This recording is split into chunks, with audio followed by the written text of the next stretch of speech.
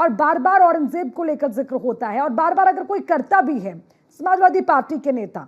बार बार सिर्फ अबू आजमी की हम बात नहीं कर रहे, इससे पहले भी लगातार अगर मैं देखूं अबू आजमी इस पर कितने बयान पहले दे चुके हैं, पूजा मिश्रा भी जानती होंगी ये बात। लेकिन औरंगजेब से इतना प्रेम क्यों है समाजवादी पार्टी के नेताओं को?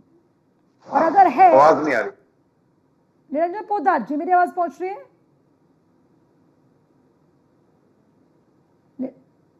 निरंजन पोद्दार जी, मेरी आवाज पहुंच रही है अब तक? मेरी पहले भी। निरंजन पोद्दार जी, मेरी आवाज आ रही है? हाँ, दोबारा से पूछे, क्या पूछा आपने? निरंजन पोद्दार जी, औरंगजेब को लेकर समाजवादी पार्टी के नेताओं का प्रेम बार बार क्यों जाग जाता है? आज इतनी बड़ी बात अबू आजमी कह रखे हैं, लेकिन उस पर जरा भी उनके माथे पर शिकन नहीं नजर आती कि वो किसी के सेंटिमेंट को हर्ट करने की बात कर रहे हैं, या तारीफ उन आक्रांताओं की हो रही है जिसने हमारे देश का नरसंहार करना चाहा, हिंदुओं का नरसंहार किया, महिलाओं के साथ अत्याचार किया, सबसे क्रूर शासक। ये इतिहास गवाह है, बावजूद उसकी इस तरह की टिप्पणी क्यों हो रही है? आज ये चर्चा हमें क्यों करनी पड़ रही है? देखिए अर्चना जी, निश्चित रूप से आपको ये चीज समझनी पड़ेगी कि जो लोग औरंगजेब के अंदर एक कुशल शासक समझते हैं, उनकी मानसिकता क्या होगी। अगर उनको औरंगजेब जो इतना बड़ा क्रूर शासक था, और वो केवल आप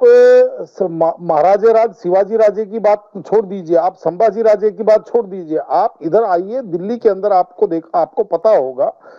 90 गुरु तेग बहादुर जी को किस तरीके से यातनाएं दी गई, और उनकी किस तरीके से उनको गर्म तवे पे उनको सेका गया, और उनको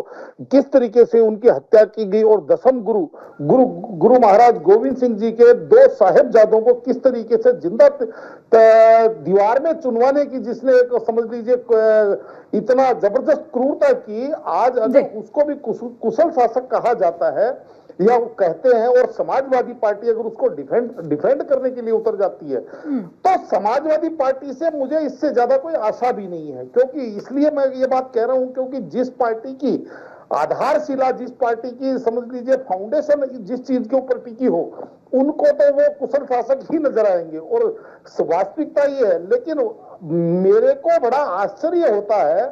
जब मैं शिवसेना उद्धव ठाकरे जी, यानी कि बाला साहब ठाकरे के सुपुत्र, जो बाला साहब ठाकरे हिंदू हृदय सम्राट के नाम से जाने जाते थे, जो बाला साहब ठाकरे हिंदुओं के लिए जिस तरीके से सिंह गर्जना करते थे, जो बाला साहब ठाकरे जब आप ये मान के चलिए कि अमरनाथ यात्रा के ऊपर थ्रेट थी, यानी कि उसके ऊपर धमकी थी आतंकवादियों के द्वारा, तो उन्होंने जिस तरीके से उन्होंने सिंह गर्जना करी कि अगर वहां पे एक भी अमरनाथ यात्री को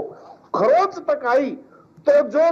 हज के लिए जो उड़ने वाला जहाज है वो बंबई से उड़ करके